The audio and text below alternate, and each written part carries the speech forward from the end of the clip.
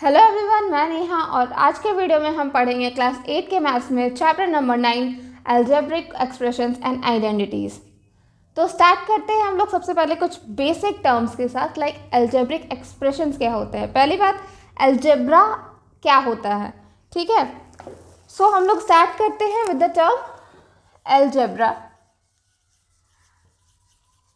ठीक है। सो अलजेब्रा में बेसिकली हम लोग जो पढ़ते हैं वो होता है combinations of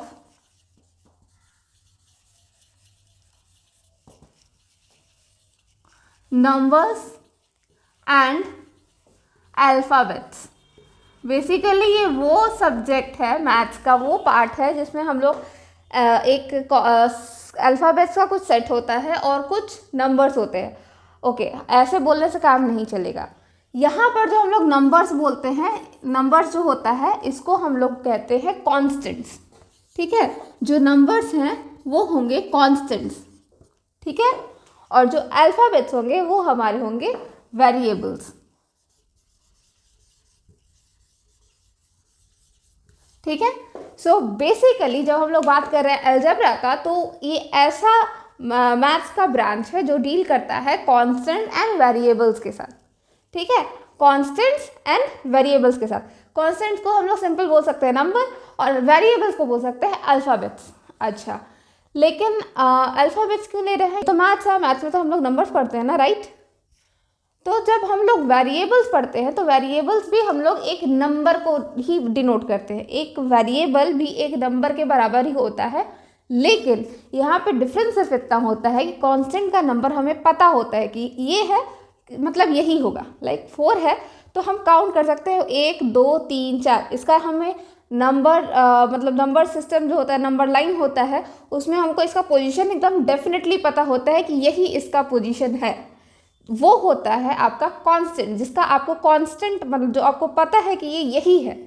जब हम लोग 4 गिनेंगे तो हमारे दिमाग में एकदम क्लियर होता है कि हम 4 हम लोग गिन रहे हैं। नंबर लाइन में 0 से लेकर के अगर हम राइट साइड में बढ़ रहे हैं तो हम 4 यूनिट बढ़ेंगे, 1 2 3 4, ठीक है। ये 0 है अगर, तो ये 1 2 3 4, तो हमें पता है कि हम यहीं तक आ रहे हैं, ठीक है।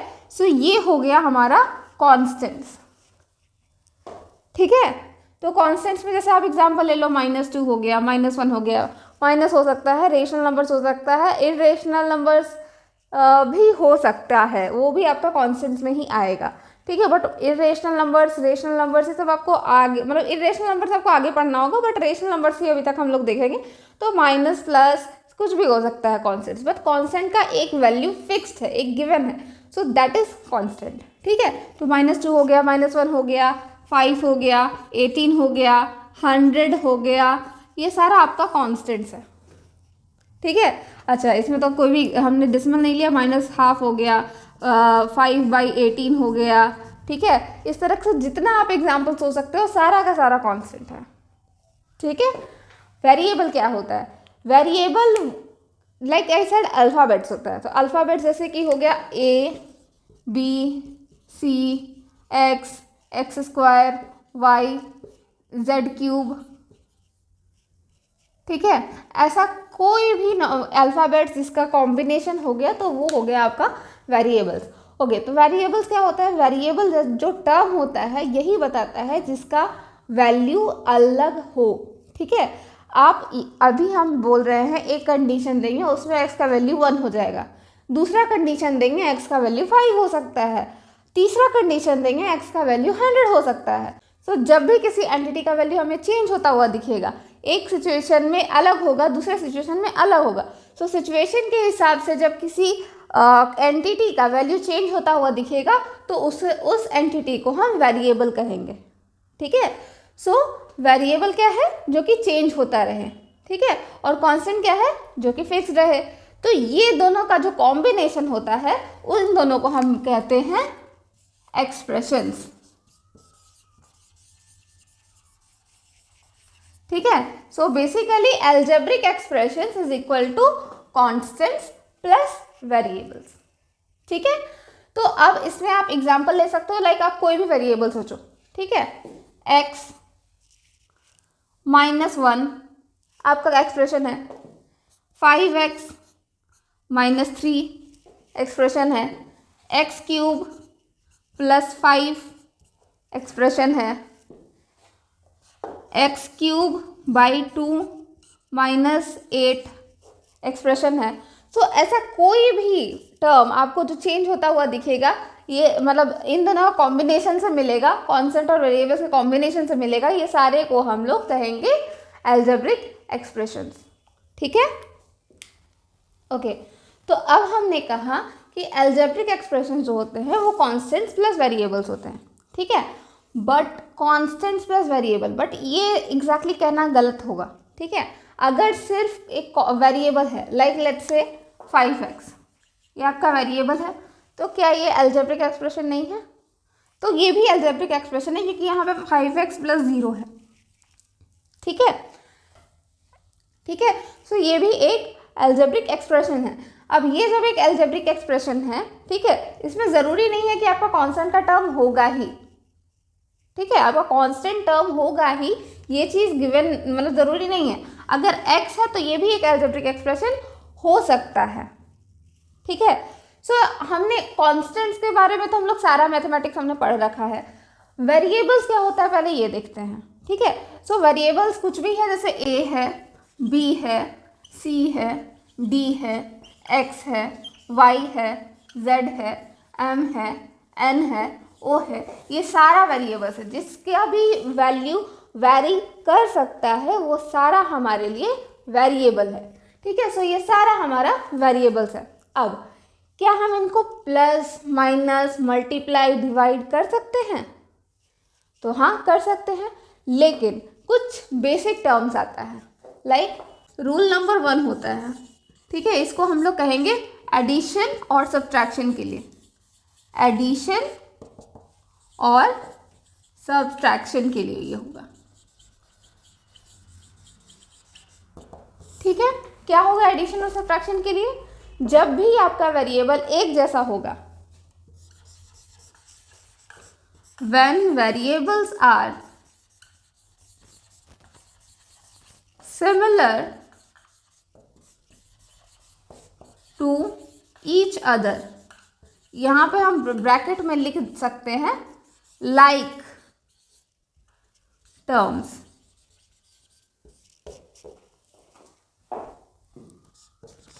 they get added or subtracted। ठीक है, क्या है रूल नंबर 1 एडिशन और सब्ट्रैक्शन का? जब वेरिएबल्स एक जैसा होगा, when variables are similar to each other, यानी कि लाइक टर्म्स होगा, तब वो ऐड या सब्ट्रैक्ट किया जा सकता है। ठीक है, अब यहाँ पर एक बहुत बड़ा डाउट आ रहा है कि सिमिलर टू ईच अदर किस तरह से सिमिलर होगा, पहला डाउट। और हमने लिखा लाइक टर्म्स, सो टर्म्स क्या होता है और लाइक टर्म्स क्या होता है? ठीक है, सो उसके लिए हम लोग आते हैं इस पे। ठीक है, जब भी हमने एग्जाम्पल्स लिया था अलजेब्रा का, जैसे x - 5, ठीक है, x² - x + 5, ये भी आपका अलजेब्रिक एक्सप्रेशन है जिसमें 2 से ज़्यादा टर्म्स है। ठीक है, x³ + a - b + c - 8, ये भी आपका एक्सप्रेशन है। ठीक है, सो ये वाला जो पहला वाला एक्सप्रेशन जो मैंने लिया x - 5, इसमें एक वेरिएबल है, एक कांस्टेंट है। ठीक है, यानी कि यहाँ पर ये दो चीज़ से बना हुआ है। ये वाला एक्सप्रेशन को अगर हम पर्टिकुलरली देखें तो ये वाला एक्सप्रेशन 2 चीज़ से बना हुआ है। पहला x जो कि एक वेरिएबल है, दूसरा -5 जो कि एक एक्सप्रेशन है, सॉरी एक कांस्टेंट है। ठीक है, सो ये दोनों मिला करके एक एक्सप्रेशन बना है। सो इसमें सिर्फ 2 कंपोनेंट है, इसको हम कहेंगे कि इसमें 2 टर्म्स है। ठीक है, यानी कि एक एक्सप्रेशन में जितना भी आपका कंपोनेंट होगा उसको हम एक टर्म कहेंगे। ठीक है, जैसे कि इसमें आओ x² - x + 5। ठीक है, अब x² और x आपको देखने में एक जैसा लग सकता है, लेकिन ये एक नहीं है। कैसे एक नहीं है वो हम लोग तब देखेंगे जब हम मल्टीप्लिकेशन का बात करेंगे और एडिशन का बात करेंगे। एडिशन को जब हम समझेंगे तो आपको ये समझ में आएगा फिर भी। ठीक है, सो x² - x + 5 जो है, इसमें आपको x² और x ऐड नहीं होगा एक दूसरे से, क्योंकि ये एक दूसरे से अलग है। ठीक है, सो यहाँ पर भी आपका एक वेरिएबल है ठीक है, एक दूसरा वेरिएबल है और एक कांस्टेंट है। तो एक वेरिएबल, दूसरा वेरिएबल और एक कांस्टेंट, 3 कंपोनेंट है इसमें, राइट। x² माइनस एक्स और 5, 3 कंपोनेंट है हमारे पास। सो हम कहेंगे कि इस वाले एक्सप्रेशन में हमारे पास 3 टर्म्स है, ठीक है। इसी तरह से इसमें देख लो, x³ पहला वेरिएबल a प्लस a, दूसरा वेरिएबल माइनस b, तीसरा वेरिएबल प्लस c, चौथा वेरिएबल और -8, पांचवा कांस्टेंट। अगर हम इसमें +5 कर देते तो क्या ये 6 टर्म का हो जाता? क्या ये 6 टर्म का हो जाता? वेल, होने को तो, कहने को तो आप कुछ भी कह सकते हो, बट बेसिकली जब ऐसा केसेस होता है तो हम लोग यहाँ पर इसको सिंप्लीफाई कर सकते हैं, ठीक है। ये -8 +5 ये आपका प्लस माइनस होकर के यहाँ पर -3 हो जाएगा, ठीक है। -8 + 5 -3 हो जाएगा। सो बेसिकली आपका जो टर्म रह जाएगा उसमें 5 ही रह जाएगा। सो एक पॉइंट ऑफ टाइम पे भले ही आपको 6 लग रहा होगा, बट एक्चुअली इसमें 5 ही टर्म्स है, ठीक है। सो जो जितना कंपोनेंट आपका ले दे करके लास्ट में बच रहा है, दैट इज आपका टर्म, ठीक है। आपका एक एक्सप्रेशन में कितना टर्म्स है, ये सिंपली आप ऐसे देख सकते हो कि कितना उसमें अलग अलग वेरिएबल है, कितना उसका अलग अलग कॉम्पोनेंट्स है, ठीक है। कितना मतलब कितने कॉम्पोनेंट्स को मिला करके वो एक एक्सप्रेशन बन रहा है, that is our number of terms. इसमें 1 2 3 4 5 अलग अलग कॉम्पोनेंट है। सो ये 5 टर्म का एक एक्सप्रेशन है, ठीक है। इसको हम लोग, ये आपको और समझ में आएगा जब हम लोग एडिशन सब्सट्रैक्शन भी देख लेंगे कम्प्लीटली, तो ठीक है। So this is our terms, ठीक है। एक एक्सप्रेशन में कितने टर्म्स हैं, दैट इज टर्म्स। अब लाइक टर्म्स का क्या मतलब है, ठीक है। तो जैसे हमने यहाँ पे रखा a b c d x y z ये m n o, ठीक है। आप इसमें सब में प्लस प्लस प्लस प्लस लगा दो, ठीक है। a + b + c + d, चलो यहीं तक रखते हैं, ठीक है। और आप इससे ऐड कर दो, ठीक है। इस वाले एक्सप्रेशन के साथ हमने ऐड कर दिया, ठीक है। अब क्या होगा, अब हमारा जो आपको ये रूल है, ये रूल आपको समझ में आने वाला है कि जब वेरिएबल्स एक दूसरे से मिलता जुलता हो तब वो ऐड या सब्ट्रैक्ट होता है। अब इसमें इन दोनों एक्सप्रेशंस में, ठीक है, ये तो अलग अलग का एक्सप्रेशन था पहले, अभी मर्ज कर दिया हमने। तो मर्ज करने के बाद एक जैसा कौन कौन सा वेरिएबल मिला आपको? x³। इस वाले टर्म में कहीं x³ है क्या? नहीं है। सो इसका कोई लाइक टर्म नहीं है। +a, यहाँ पे कहीं प्लस या फिर माइनस में कोई a है क्या? देखो यहाँ पे मिल गया। सो ये वाला टर्म आपका एक जैसा हो गया, ठीक है। अब ये ऐड हो सकता है, ये सब्ट्रैक्ट भी हो सकता है, ठीक है। इसी तरह से दूसरा देखते हैं -b, ठीक है, b। तो b इसमें कहीं और दिख रहा है क्या? तो ये रहा b। सो ये भी ऐड या सब्ट्रैक्ट हो सकता है। नेक्स्ट इसमें कोई है क्या ऐसा? c बचा है, c इसमें है क्या? तो है, तो रहा ये वाला c। तो ये भी प्लस माइनस हो सकता है। अगर यहाँ पे कांस्टेंट भी, अगर यहाँ पे कांस्टेंट रहता तो वो भी ऐड या सब्ट्रैक्ट होता, ठीक है।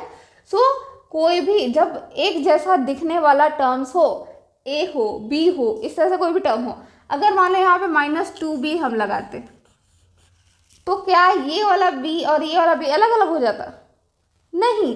तभी ये कांस्टेंट के साथ आपका जो भी वेरिएबल जुड़ा हुआ होगा, कांस्टेंट के साथ अगर आपका कोई भी वेरिएबल जुड़ा हुआ मतलब कि मल्टीप्लाइड में, ठीक है। जैसे कि -2 × b, ठीक है।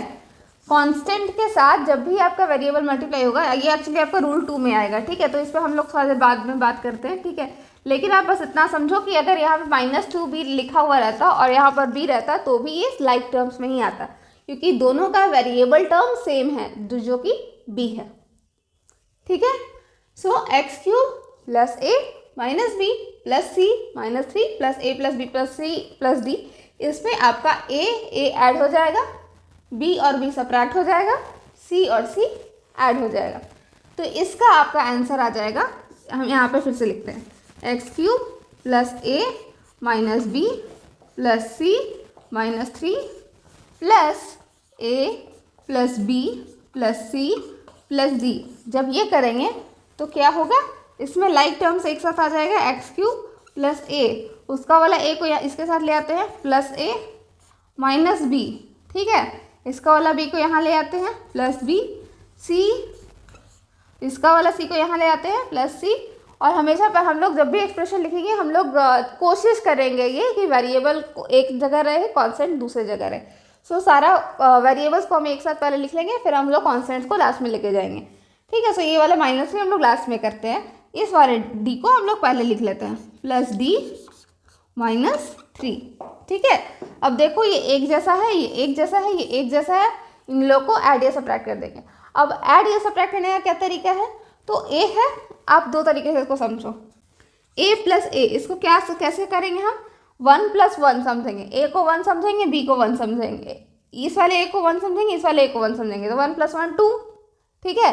लेकिन ये 1 तो ए का वैल्यू 1 तो नहीं है, ए ही है, तो 1 + 1, जैसे हम लोग 2 गिनते थे ना, 1 + 1 2 होता है, वैसे ही 1 + 1 यहाँ पे भी 2 होगा, तो ये हो जाएगा 2a, ठीक है। सो a + a हो जाएगा आपका 2a, तो ये हो गया x³ + 2a, ठीक है। अब b -b + b यानी -1 + 1 -1 + 1 -1 + 1 कितना होता है 0, तो ये आपका हो जाएगा कैंसिल एक दूसरे से। या फिर यहाँ पर आप 0 भी लिख सकते हो, उसका कोई मतलब नहीं बनता है, एंड में वो आपका 0 ही रह जाएगा, ठीक है। अब c + c 1 + 1 1 + 1 कितना हो गया 2 और ये वेरिएबल क्या है c है, तो c ऐसे का ऐसा रह जाएगा, तो ये हो जाएगा +2c, ठीक है। d का तो कोई साथी है नहीं, तो d -3, सो ये हो जाएगा आपका इन दोनों एक्सप्रेशंस के ऐड करने का answer, x³ + 2a + 2c + d -3, ठीक है। तो हम लोग जब अच्छे से मतलब सारा रूल्स पढ़ लेंगे, उसके बाद एक दो हम लोग एग्जाम्पल भी कर लेंगे एडिशन सब्ट्रैक्शन का, ठीक है। ओके, अब देखते हैं हम लोग रूल नंबर 2। रूल नंबर 2 क्या है, इट इज अबाउट मल्टीप्लिकेशन और division. When a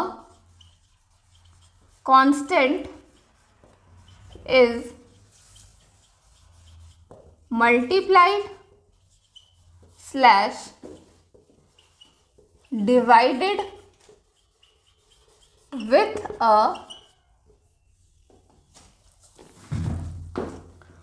variable, its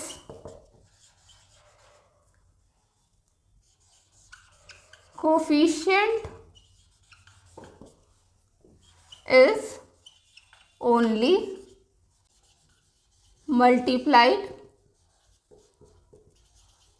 / divided, ठीक है। क्या लिखा हमने, when a constant is multiplied or divided with a variable its coefficient is only multiplied or divided, ठीक है। जब एक वेरिएबल है, ठीक है, जब भी एक वेरिएबल है उसको एक कांस्टेंट से हम लोग मल्टीप्लाई कर रहे हैं, तो जो उसका कोफिशिएंट है वही सिर्फ मल्टीप्लाई या डिवाइड होता है। अब इसका मतलब क्या होता है, तो उससे पहले जानने के लिए हम लोग को एक चीज़ जानना ज़रूरी है, और वो है कोफिशिएंट का मतलब। कोफिशिएंट मतलब क्या होता है, तो जैसे लास्ट एग्जांपल में हमने देखा था कि x + x मिलकर के 2x हो जा रहा था, ठीक है। तो यहाँ पर आपका 2 टर्म है, देखो यहाँ पर आपका कांस्टेंट भी है, एक वेरिएबल भी है, एक कांस्टेंट भी है, एक आपका वेरिएबल भी है ना। 2 कांस्टेंट है, x वेरिएबल है, लेकिन इसका मतलब क्या होता है, इसका मतलब होता है x + x, यानी कि 2 वेरिएबल ऐड हो गया है तब ये वाला टर्म आया है, ठीक है। 2 वेरिएबल के ऐड होने से ये वाला टर्म आया है, जो कि एक कॉम्बिनेशन है कांस्टेंट और वेरिएबल का। यहाँ पर ये है 2 × x, 2 × x, ठीक है। तो यहाँ पर जो न्यूमेरिकल पार्ट होता है, जो कि एक वेरिएबल से डिवाइडेड होता है, यानी कि कांस्टेंट, वो कांस्टेंट जो कि एक वेरिएबल से मल्टीप्लाइड है, तो ये इसका जो न्यूमेरिकल वैल्यू हो गया, यानी कि जो कांस्टेंट हो गया, इसको हम लोग इस वेरिएबल का कोफिशिएंट कहेंगे, ठीक है। फिर से जो कांस्टेंट है, जो वो कांस्टेंट, ठीक है, वो कांस्टेंट जो कि वेरिएबल से मल्टीप्लाइड है, ठीक है, उस वाले कांस्टेंट पार्ट को हम कहेंगे उस वाले वेरिएबल का कोफिशिएंट। यानी कि यहाँ पर 2 जो है, 2 इज द कोफिशिएंट ऑफ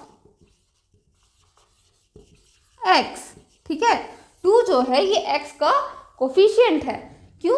क्योंकि ये 2 और x ये दोनों मल्टीप्लाइड है, ठीक है। इसको अगर आप वापस से तोड़ोगे तो ये x प्लस एक्स है, यानी कि दोनों पूरे वेरिएबल को टर्म से बना हुआ है, लेकिन दो x और x को मिला करके 2x कर दिए, तो 2x में ये जो 2 वाला टर्म आया, यानी कि जो कांस्टेंट वाला टर्म आया, ये है x का, इस वाले वेरिएबल का कोफिशिएंट, ठीक है। ये टर्मिनोलॉजीज है जो कि आप अगर याद रहेगा आपको तो आपको इजीली समझ में आएगा आगे का जो भी कॉम्प्लिकेशंस है वो, ठीक है। सो 2x यानी कि 2 जो है हो गया यहाँ पर कोफिशिएंट हो गया किसका? x का, ठीक है। अब हमने क्या लिखा है कि जब एक कांस्टेंट मल्टीप्लाई हो या डिवाइड किया जाता है एक वेरिएबल से तो उसका कोफिशिएंट मल्टीप्लाई या डिवाइड हो जाता है, ठीक है। कोफिशिएंट यानी कि मान लो हमने किया 3 इंटू 2x, ठीक है, 3 इंटू 2x। तो अब हमने क्या कहा है कि कांस्टेंट जो होता है सिर्फ वही मल्टीप्लाई या डिवाइड होता है इसके कोफिशिएंट से, ठीक है। इस वेरिएबल का कोफिशिएंट क्या है? 2 है, तो 3 और 2 ही सब मल्टीप्लाई या डिवाइड होगा। तो 3 और 2 को जब हम लोग मल्टीप्लाई करेंगे तो ऐसे ही 6x हो गया, ठीक है। तो हम लिखते हैं रूल नंबर 3, ठीक है। When a variable is multiplied और divided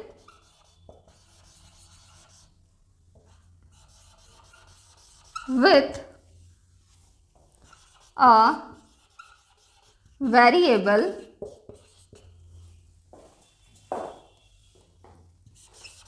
its variable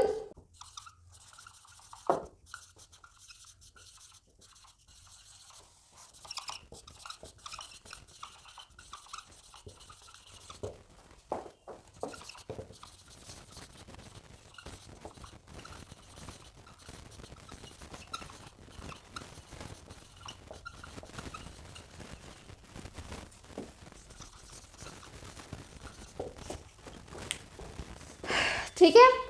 rule number 3 क्या कहता है कि जब हमने एक वेरिएबल को मल्टीप्लाई किया है दूसरे वेरिएबल के साथ, एक वेरिएबल है उसको हमने मल्टीप्लाई किया है दूसरे वेरिएबल के साथ, तो जो इसका वेरिएबल टर्म है वो मल्टीप्लाइड होगा वेरिएबल के साथ और जो कोफिशिएंट है वो मल्टीप्लाई होगा कोफिशिएंट के साथ, ठीक है।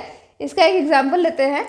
लेट्स से हम मल्टीप्लाई कर रहे हैं 5x इंटू 3y, ठीक है, 5x इंटू 3y, ठीक है।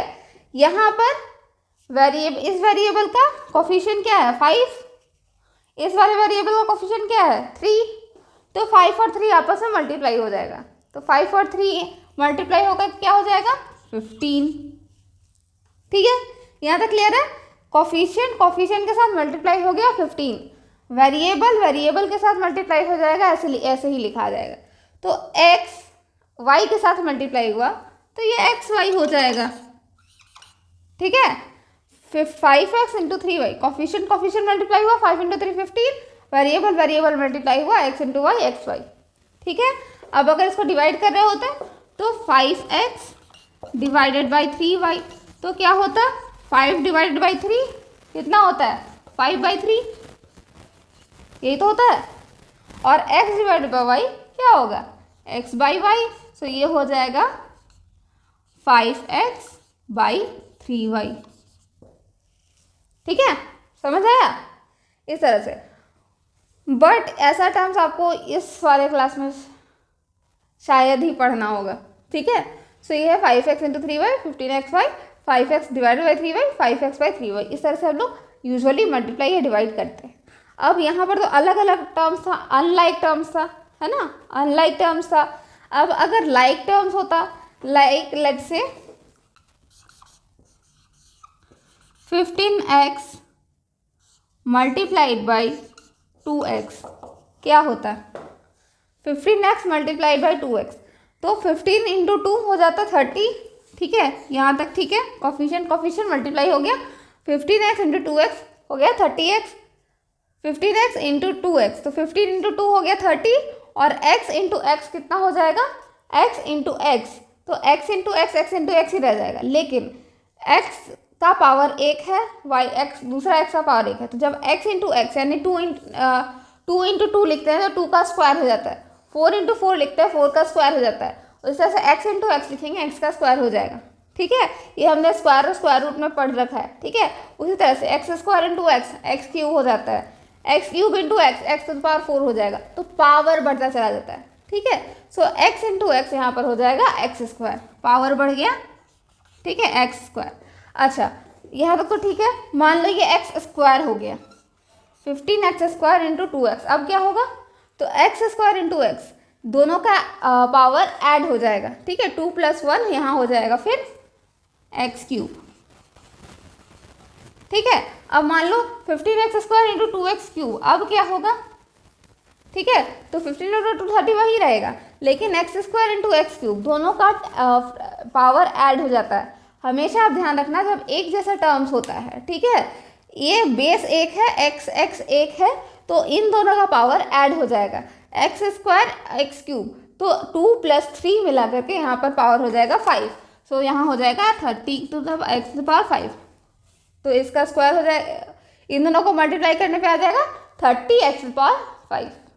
ठीक है, ओके। अभी तक हमने यहाँ पर जितना देखा है ये सारा मोनोमियल्स का टर्म था। हमने अभी जितना भी एडिशन सब्ट्रैक्शन मल्टीप्लिकेशन देखा, ठीक है, एडिशन सब्ट्रैक्शन को नहीं, लेकिन हम लोगों ने जितना देखा मल्टीप्लिकेशन डिवीजन सब में हमने मोनोमियल्स का देखा। ठीक है, अब मोनोमियल क्या होता है, तो मोनोमियल का मतलब होता है जिसमें सिर्फ एक टर्म हो, जिसमें सिर्फ एक टर्म है उसको हम लोग मोनोमियल कहते हैं। तो वैसे सारे एक्सप्रेशन जिसमें सिर्फ एक टर्म है वैसे मोनोमियल कहते हैं। अच्छा, मोनोमियल एक टर्म का, तो दो टर्म वाले को भी तो बोलते हैं, एक टर्म वाले को मोनोमियल बोलते हैं, तो दो टर्म वाले को भी तो कुछ बोलते होंगे। तो देखते हैं कि क्या किन किन टर्म्स को क्या क्या बोलते हैं। ठीक है, number of terms in an expression.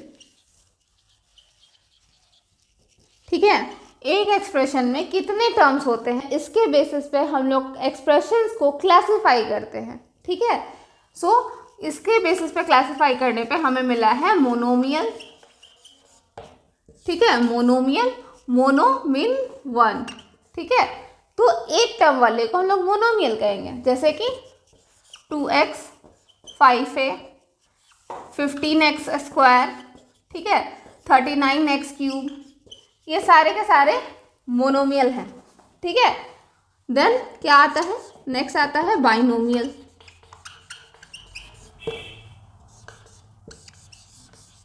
ठीक है, बाइनोमियल का मतलब जिसमें दो टर्म्स हो, बाई का मतलब होता है 2, ठीक है, और नोमियल मतलब कितना है, नंबर ऑफ टर्म्स है आपके पास। सो दो टर्म वाला बाइनोमियल, तो दो टर्म वाला जैसे 2x + 5y 5a + 9b, ठीक है, 18x स्क्वायर + 7 9x क्यूब + 27। ठीक है, ये ऐसे जितने टर्म्स है जिसमें आपको दो दो टर्म दिख रहा है। ठीक है, 2x 5y इसमें दो टर्म मिला करके एक टर्म बना हुआ है, एक एक्सप्रेशन बना हुआ है। 5a + 9b दो टर्म मिला करके एक एक्सप्रेशन है। x स्क्वायर + 7 दो टर्म मिला करके एक एक्सप्रेशन है। 9x क्यूब + 27 तीन टर्म मिला करके एक एक्सप्रेशन है, दो टर्म मिला के एक एक्सप्रेशन है। सो ये सारे एग्जाम्पल्स हैं बाइनोमियल के।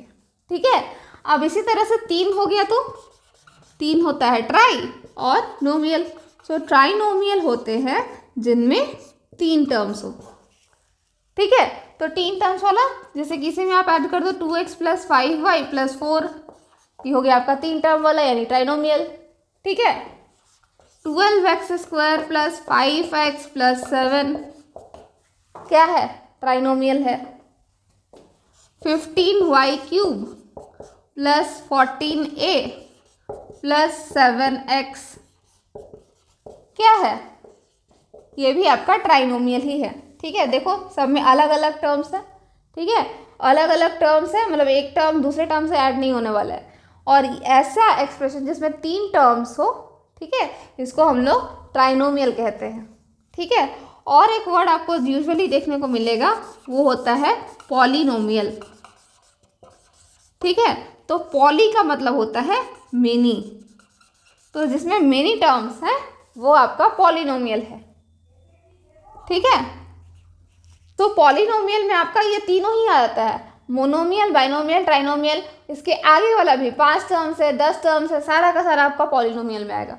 पॉली का सिंपल मतलब होता है मेनी, तो जिसमें बहुत सारा टर्म्स है वो पॉलिनोमियल है। एक टर्म भी है तो भी वो पॉलिनोमियल है, क्योंकि इसमें नंबर तो एक है ना, एक टर्म वाला है तो भी पॉलिनोमियल है, 5 टर्म वाला है तो भी पॉलिनोमियल है, 4 टर्म वाला है पॉलिनोमियल है, किसी भी तरह का टर्म वाला पॉलिनोमियल में आएगा। ठीक है, सो ये सारा का सारा पॉलिनोमियल हो गया।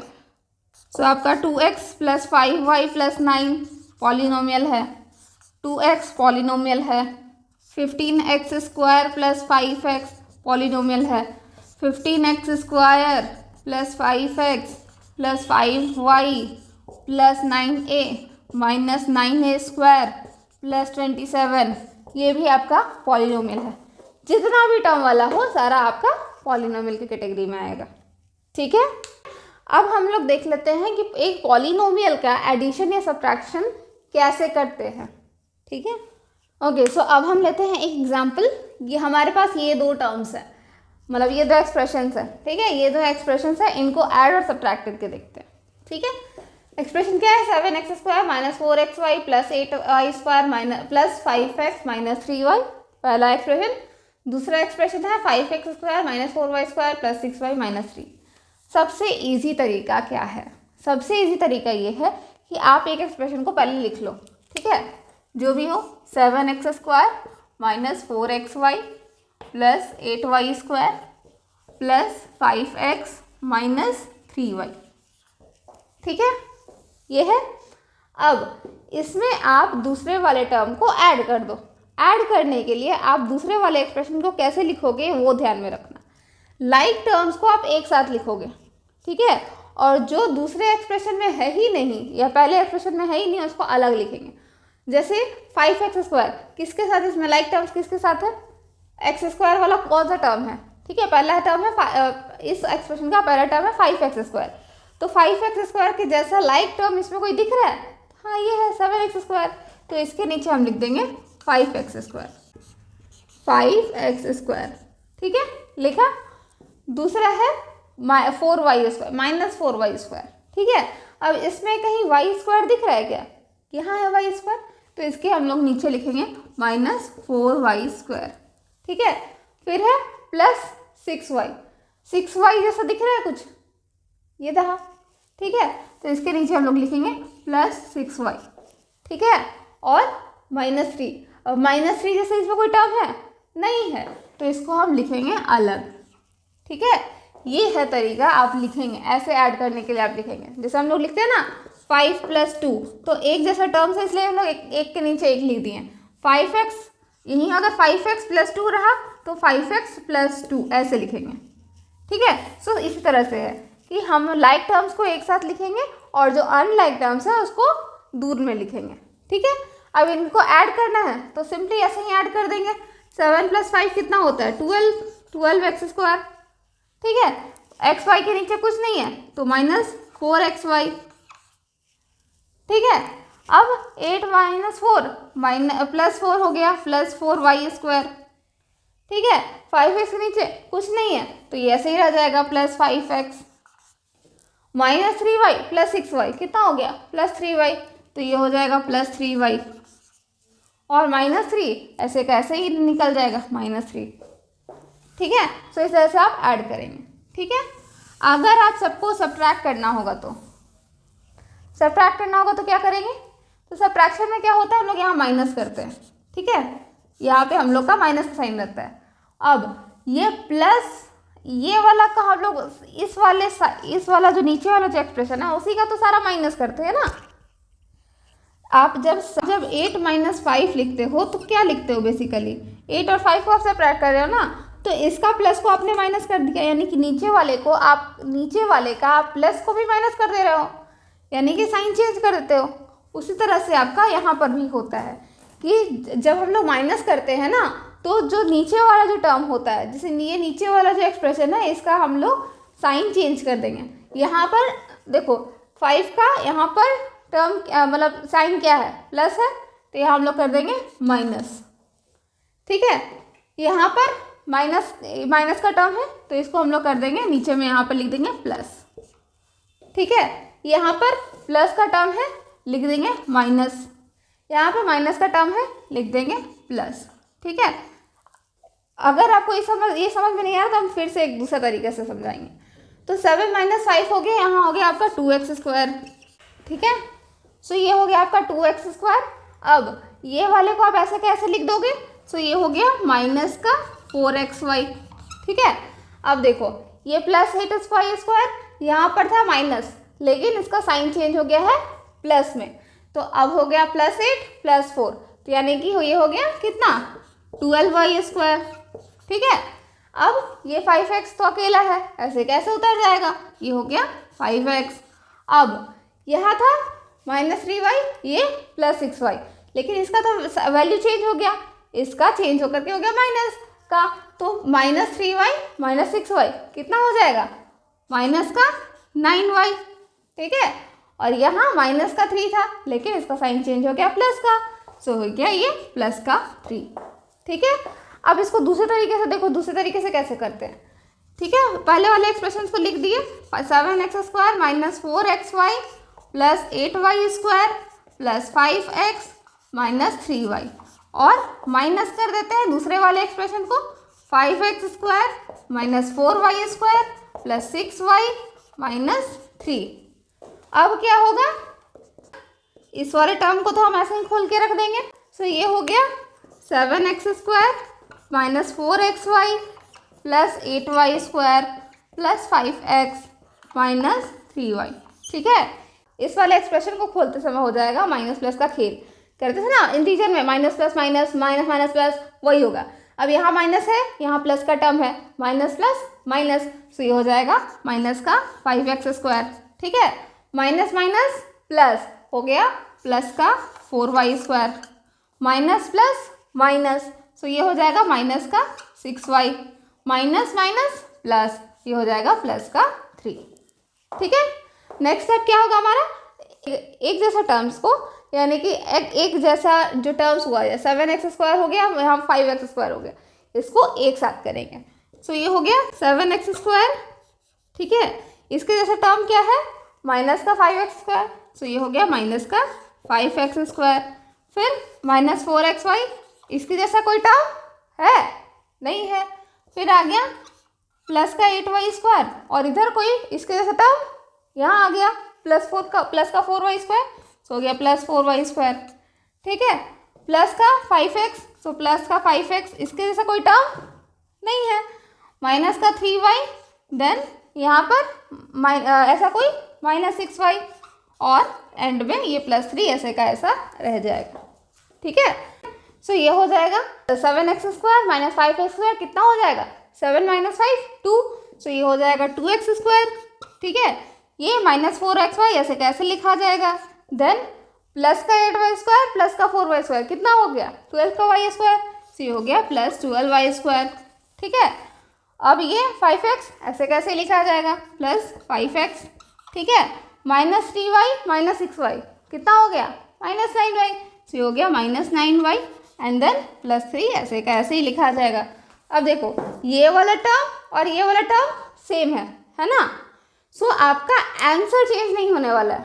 ठीक है, आंसर आपका कभी भी चेंज नहीं होगा, बस आपको जिस तरीके से समझ में आता है, जिस तरह से आपको सही लगता है वैसे आप लिखो, इस तरह से करोगे आपका आप जल्दी कर पाओगे, छोटा आंसर होगा आपका, क्योंकि इसमें आपको अरेंज करना पड़ जाता है। ठीक है, एक चीज़ और, सब्ट्रैक्शन के केस में अगर मान लो लिखा रहता है this subtract this expression from this expression, तो क्या होता, तो जब भी हमारा फ्रॉम का केस आता है, ठीक है, जब भी हमारा फ्रॉम का केस आता है, तो फ्रॉम मतलब उसमें से, तो जो फ्रॉम के बाद वाला टर्म होता है ना, वो हमेशा ऊपर में लिखाता है। फॉर एग्जाम्पल अगर इसमें लिखा था सब्ट्रैक्ट दिस फ्रॉम दिस, तो ये वाला जो टर्म होता है ये हम ऊपर लिखते और ये वाले टर्म को हम नीचे लिखते, तो इस वाले टर्म का हमारा साइन चेंज हो रहा होता है और इस वाले टर्म को हम सब्ट्रैक्ट कर रहे होते हैं। ठीक है, सो हमेशा ध्यान रखोगे जब भी सब्ट्रैक्शन लिया रहेगा, सब्ट्रैक्ट दिस फ्रॉम दिस, तो आप फ्रॉम के बाद वाला टर्म को ऊपर लिखोगे, फ्रॉम के पहले वाला टर्म को बाद में लिखोगे।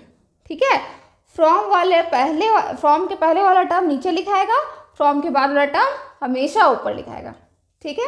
अच्छा, एक चीज़ और, एडिशन के टर्म में क्या होता है कि हमारे पास एडिशन में क्या होता है, 8 + 5 + 3 आपको एक साथ दिया जा सकता है। सब्ट्रैक्शन आप स्टेप बाय स्टेप कर लोगे, दो टर्म से दो एक्सप्रेशन ज़्यादा एक बार में नहीं लोगे, लेकिन एडिशन में आप ढेर सारे एक्सप्रेशन को एक साथ ले सकते हो। बस इतना ध्यान रखना है कि आपको लाइक टर्म्स को एक साथ लिखना है। ठीक है, फिर आप वैसे ही जैसे ऐड करते हो वैसे कर दिया करो, कोई दिक्कत नहीं है। ठीक है, तो आज के वीडियो में बस इतना ही। आज हमने देखा एल्जेब्रिक एक्सप्रेशंस के बेसिक्स, और अगले वीडियो में हम देखेंगे एक्सरसाइज 9.1। अगर आपको ये वीडियो पसंद आए तो इसे लाइक करें, हमारे चैनल को सब्सक्राइब करें और इस कंटेंट को शेयर करें। अगर आपको कोई डाउट रह गया तो आप कमेंट कर सकते हैं। मिलते हैं नेक्स्ट वीडियो में। Thank you.